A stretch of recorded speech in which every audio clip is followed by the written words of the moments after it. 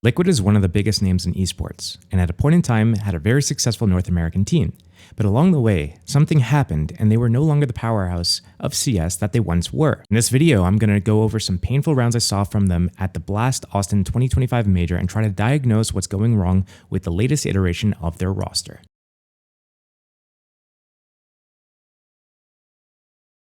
Before I start ripping into these guys, I want to start on a positive note, to give hope to the NA fans.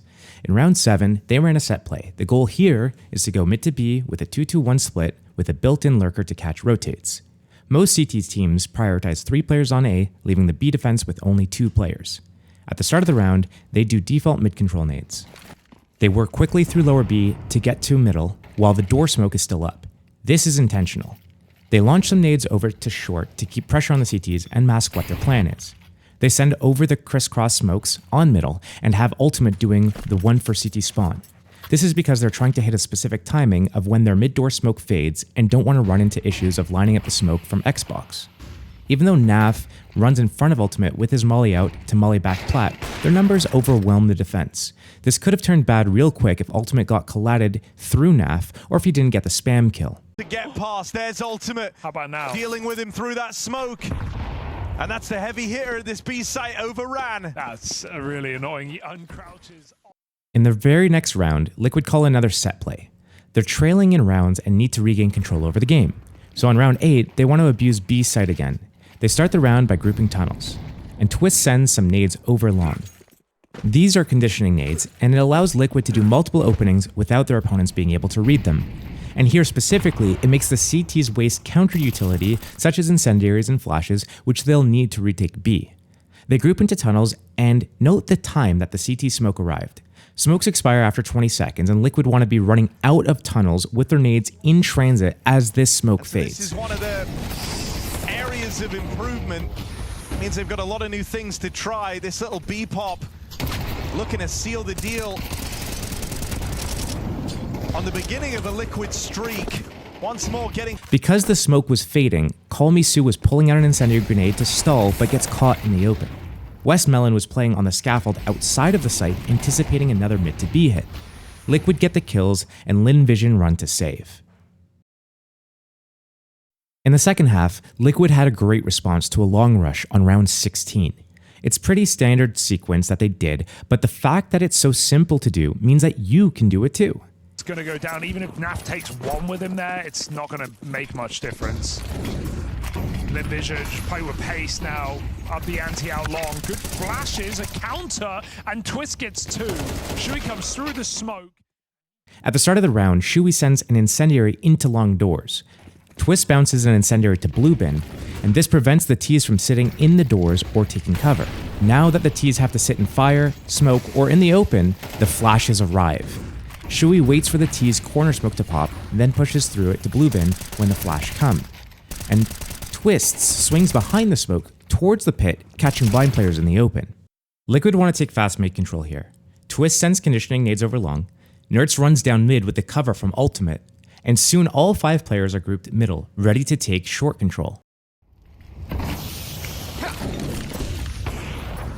Passed out on the catwalk. Shui gonna catch Starry by surprise. Even spotting this player on the jump up. With a man advantage from killing an A player, Liquid want to group tunnels to attack B, anticipating that one of the B defenders might have rotated out of the site. They leave Shui middle with Twists and hold for pushes until the team is grouped upper. Shui will be sent out mid to B here alone with a smoke CT spawn and a support flash from Twists. To throw that mid to B, that's big info for Amelia. And he is a top mid flash as well. There's so much info, but it's all going to be revealed at this B bomb site. Sue at the back of the site gets that spot. Liquid are getting stalled out right now. Shui backstabbed as his B play has to come in. Great timing on that nade. A lot of damage found. Naf trying to tiptoe out around this smoke as he spotted the player up top. Because it took so long for Liquid to group back to B, and because Twist moved here to watch long flank, Amelia was able to flank Shui out of middle and reinforce B.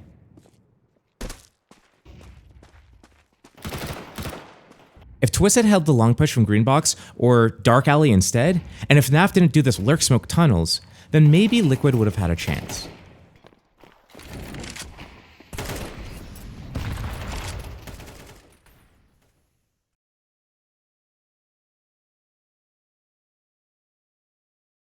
These guys really put the L in Liquid. Back on our Nico, they want to try to punish any greedy CTs peeking middle. That's a wild opening. P250 one tap. No helmet. Onto the AWP of Zaka. Now armed and... After Ultimate gets the first kill, Nertz is able to pick up the AWP and kill one of the A players. Shui panic calls for the rotate up short A with these kills. But Naf is going to long by himself. And Nertz realizes that the B players are about to fight. So Nertz loses the AWP here after missing a shot. These guys die trickling up Cat. And Naf does nothing. In a 5 versus 3, it's good to keep composure. The only reason to go this fast back to A is because you know there's only one defender there and you want to get there before the rotate comes. But if you know the rotate's coming like Nertz does, why not hold and fight together?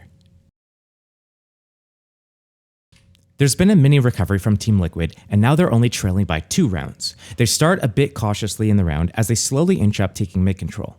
And then they take control over short A. He's moving in. He's going to get triple swung here. One kill connects, but it's Ultimate's AWP for the trade. They're going to get blocked on the long side. Amelia tries to collect one player through this. Starry in the downtime burns out Naf, and Amelia getting wrapped on. Still keeps this even. In with a chance are Lynn Vision. It's these 2 B players arriving. West Melon first path to rotation. Liquid know where he's coming from. He's got smoke kit. First kill comes in. Twist dead, smoke kit and a molly as well. That's going to stop the peak from Nertz. He's low on HP. Yeah, on it. And the util might be what wins through this round. Forces Nertz into a rough position. And he collects that 1v2. Since Liquid took short A without resistance, they know that the CTs are going to be playing for long. However, the contact outdoors comes before Lynn Vision need to look at short, and Liquid was lucky enough that there wasn't a rifle up close. But even after all that, they convert the hectic round into a 2 versus 1 and then choose to split up. In a 2 versus 1 like this, the best chance your opponent has at winning is if he can take 2 1 versus 1 fights and catch players on a timing. We've mentioned conditioning a couple of times before, and Liquid do a good job of this. Because in round 11, they're going to do the same things they did in round 7. But this time, instead of going 2-2-1-B with it, they'll go 1-3-1 with the main hit up short A, a late long lurk, and a player catching rotates at middle. Liquid feeling like they have to Past go. the pop. Oh dear. Mid lurk for Naf.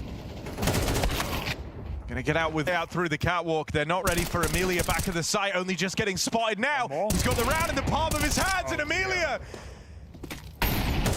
Clean stuff, can't quite find the third. That's backs out. Call Me Sue needs another clutch. That nade just shy, and it's another huge clutch for Call Me Sue. The tactic actually worked here again. Naf is able to catch one of the rotates, but dies fighting the second player as he tries to backpedal to mid doors trying to live. Twist's lurk is perfect here to catch the ramp player as well. But after killing only 2 of the A players, Nertz jumps on the ledge to hold the CT rotate. Twist isn't ready to clear Goose. Amelia Cac dodged Ultimate's op shot, and Nertz got repositioned on by Call Me Sue.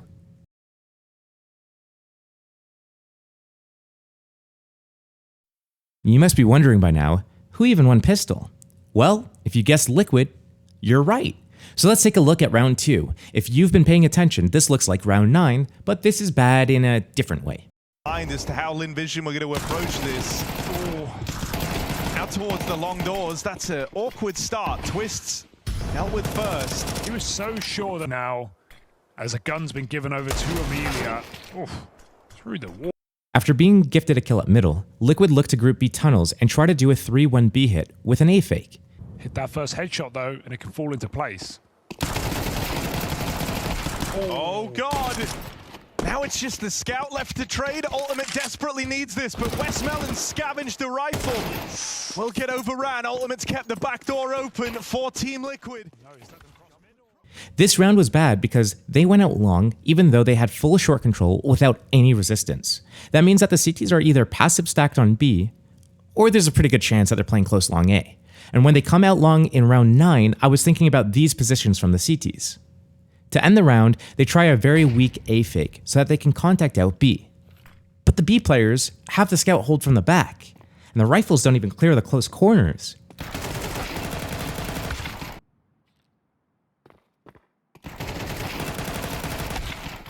forcing Ultimate to trade with a Glock instead of having a Rifles play to trade him. If Liquid assumes that B is weak, and that the A fake will pull the rotates, why would the player with the scout not be the sacrifice?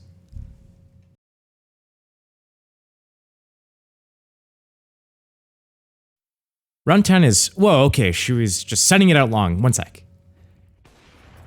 Fast out long, Zaka has really had trouble. CTAWP. Okay, the CTs fell back from long because they weren't ready to fight this. One of the fundamental concepts of CS is that when you give up part of the map, you need to take control elsewhere.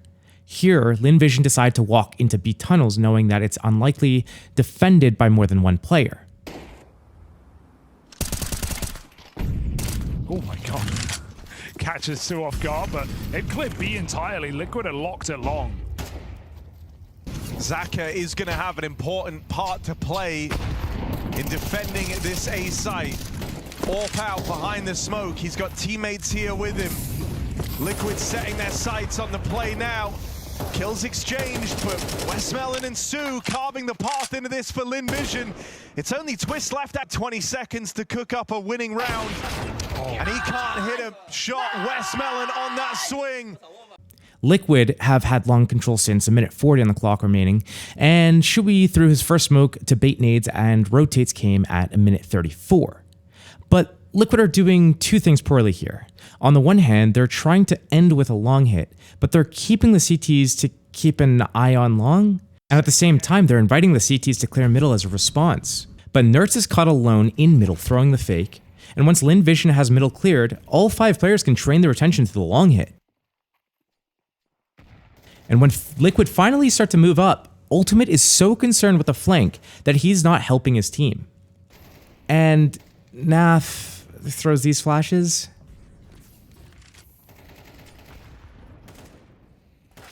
Okay, is anyone else sick of looking at the T side? Let's look at some CT rounds, damn it.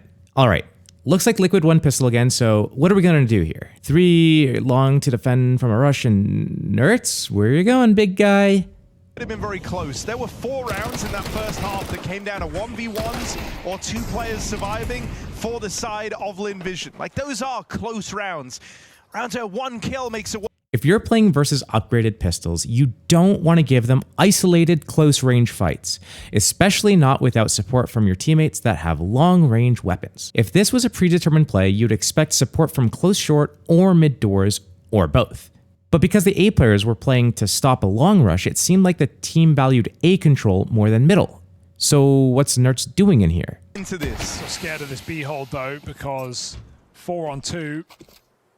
It's the Canadian side by side, back turned, back in time, but Sue gets a trade, and Nafly is full blind here. He needs to be rock hard in this B site, and he falls immediately. Liquid are actually in a strong setup here, but when the CT spawn smoke landed, both Naf and Twists went to look mid. Twist realized too late that it was actually a B hit, and since Naf was already near back plat, he should have stayed holding tunnels. Liquid have a read that there might be a B hit or a mid to B, so they run out of spawn and they're playing a third defender on B. Usually when you play CS, especially against Eco, it's normal to play retake on one of the sites when you've stacked the other. This is because you have better guns and more nades, so you can effectively attack the site like you're on T side during a retake. So Shui and Ultimate are defending A by keeping control over long, which will enable the retake from CT or short by creating a crossfire on ramp and site with support utility mixed in. By the A site. But it will be this A finish. Util in. They're already ahead of Ultimate here, who's got to start dropping in some defensive util. There's the flash from the long side, but they're far too close. It's clean openers across the board for Lynn Vision. I don't think Liquid realized how quick they were scaling there, and how would they know without peeking for info? For whatever reason, the former Mao's IGL and his partner decided that they didn't want to play fundamentally sound CS. They wanted to play for fun. Well, it's not fun to lose, is it? They try to defend the site, just the 2 of them, but Ultimate lets them all the way into sight before he throws his molly. And Shui is flashing behind the T's, which makes him have to turn around.